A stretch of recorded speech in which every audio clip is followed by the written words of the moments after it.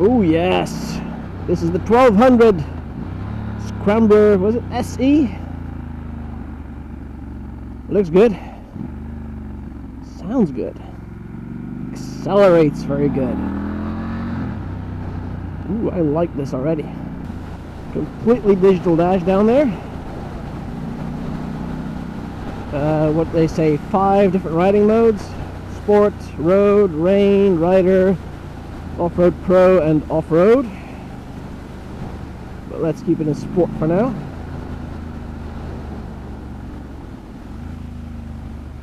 I don't dislike the digital dash, to be honest.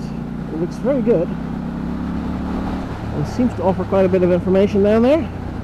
We've got some really nice Brembo stuff up here for the brakes. Like this is the radial pump up here. Fully adjustable levers, although I suspect these are aftermarket. They're accessories, but still, it's very nice. I like it. Switchgear seems to be the same from the well, at least the Tiger 1200 that I have, and I like these very much. Doesn't have the cruise control button, but other than that, everything seems the same and in the same positions.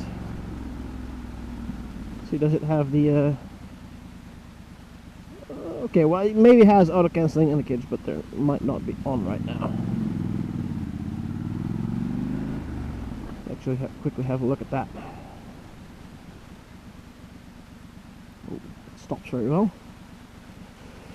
Let's see, bike setup, indicators. Okay, auto advance. Let's do that. So this time, it's your 1, 2, 3, and stop. Ah, exactly, but not that kind of stop.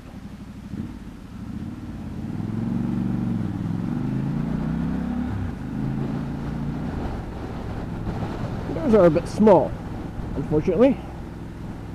We'll probably go for a different set. Now, what do we have on the information display here? Ooh, let's. So we have a trip computer, average time or time on the bike, average speed. Ooh, there's 1 and 2, up and down. Got your average consumption, current consumption, range.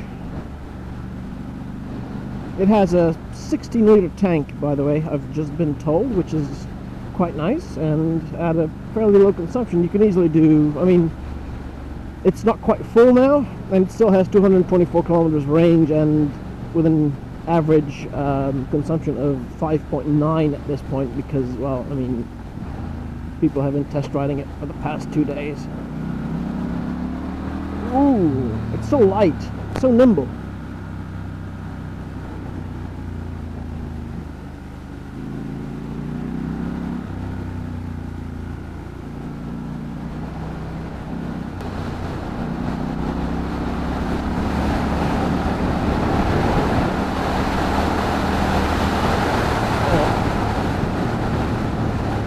You know what? This is actually more fun than a big heavy bike.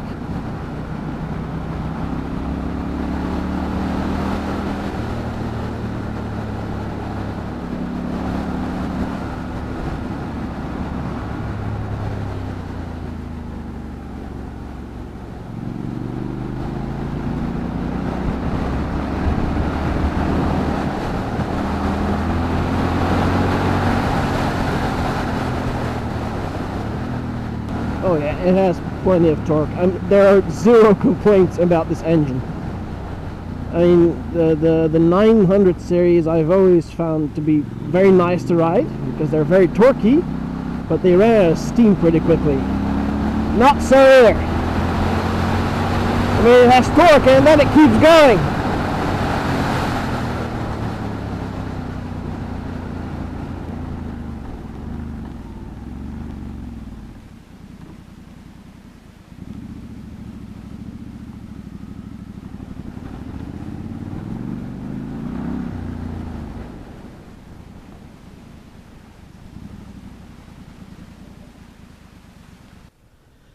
So yeah, this is the new Scrambler 1200 XE, not the SE as I said earlier. It looks very good. I like what they've done with it. The handguards are excellent. Okay, I was wrong. There does seem to be a cruise control button up there, so that's nice. It's got the Öhlins suspensions, front and rear, so this is probably an upgraded version.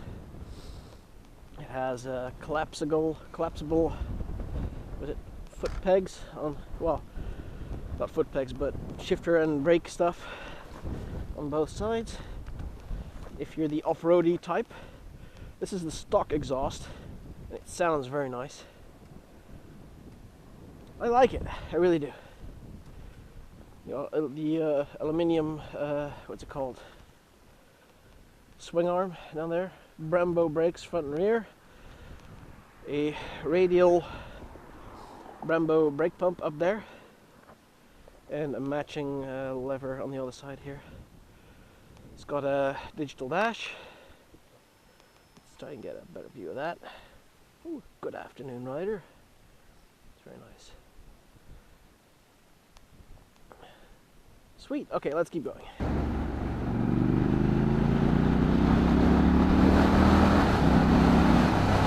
Guys, it's really good.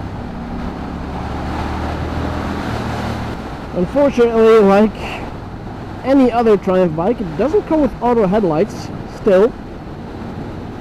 Kind of getting disappointed here, Triumph. This is really a thing you should be offering by now. So you can flick the switch. Now they're on DRL mode, you can see that right there, and now the lights are on. But really this should have been automatic. There's a bit of vibration though when you accelerate from low revs. So yeah, about 2,200 RPM, throttle, things are starting to move. Okay, I think it's about time we round this out. So, first of all, I am completely super biased, so take anything I say with a grain of salt. Alright? Just let's be clear on that. Now, I like this thing. So, if you've ever ridden a Scrambler, like the Scrambler 900, or the Street Scrambler it's called these days, I think, and you felt that it was a bit underpowered and you wished for a bit more, not that I'm saying it's underpowered or that it's not fast enough, but if you felt like, oh, I wish I had just a bit more, this is the bike for you. Okay? It'll offer anything the Scrambler can offer in terms of riding, but more and better. It's got more powerful.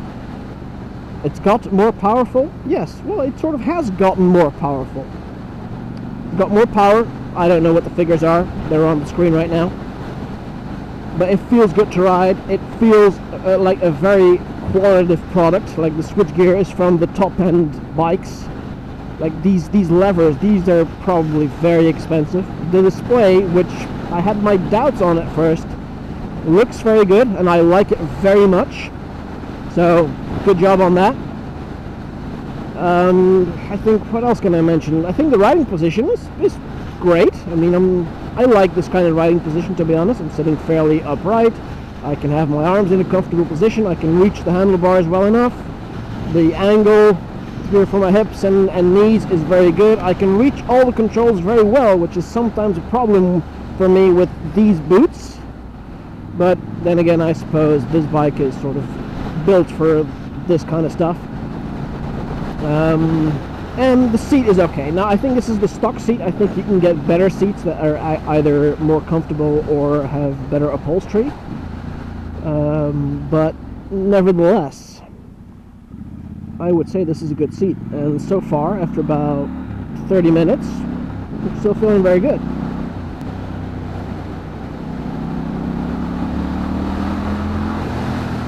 Oh, and the sound. Like the sound on the Scrambler 900, the Street Scrambler was always pretty good. Right, there's absolutely no complaints about that. Even on the stock exhaust, it sounded very, very nice. But I always felt like it didn't quite have the acceleration to match it, and well, yeah, that's no longer a problem. I would definitely say, if you're near a Triumph dealer, go check it out. If you're into this kind of bike, go check it out, because I think you'll like it. It's very, very nice. And of course, as ever, big thanks to my dealer, BMC, for allowing me to have a ride. Thanks, guys. See you later.